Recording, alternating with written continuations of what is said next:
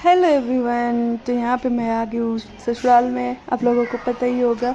तो सुबह सुबह उठ के मैंने पहले नहा धो के रेडी हो गई और फिर उसके बाद किचन का काम ख़त्म करा। मैं आप लोगों को दिखाती हूँ आरू कहाँ है। आरू ना पीछे मतलब घर का ही ग्राउंड है, उसमें खेल रही है, देखो सबके साथ, दीदी भाई जी लोग के साथ। और ये पता नहीं कौन सा गेम है कि हाँ लाठी को रस्सी से बांध के और फिर गिराना है, और उसमें बहुत खुश हो रही है, बहुत ज़्यादा। तो ये पता नहीं कौन सा गेम है, देखो ये गिराया। और देखो इनकी खुशी का मतलब, मैं तो ऊपर से ले रही थी, रिकॉर्ड कर रही थी, नहीं तो ये बहुत ज़्यादा खुश है। और साथ में यहीं पे बैठी हुई है, मैं वॉइस ओवर कर रही हूँ। तो और हम लोगों को ना आज पैकिंग भी करनी है क्योंकि कल हमें जाना है। तो यहाँ पे आरू खेल रही थी, तो मैंने फटाफट किचन का काम ख़त्म करा। और उसके बाद ना ये अभी मैंने तो पैकिंग करी भी नहीं थी और आरू आ गई थी। तो फिर इसको नहला धुला के ना हम दोनों सो गए थे, पता नहीं क्यों बड़ा वो लग रहा था, तो सो गए, ठंडी सी लग रही थी।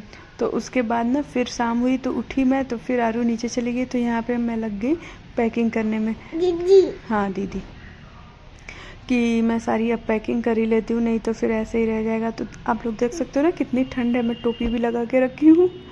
तो यहाँ पे मैं पैकिंग में लग गई थी आरू को नीचे भेज के।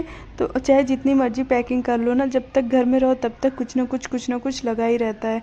तो मैंने अभी तो सारा सामान ही रखा है और फिर सुबह उठ के मैं सारा कुछ ढकूँगी, सारी चीज़ें अंदर करूँगी। और मैं इन सारे चक्करों में ना रिकॉर्ड करना ही भूल जा रही हूँ, वीडियो बनाना। मतलब ये है कि जल्दी जल्दी बना लूँ कर लूँ, तो उसमें रह जा रहा है।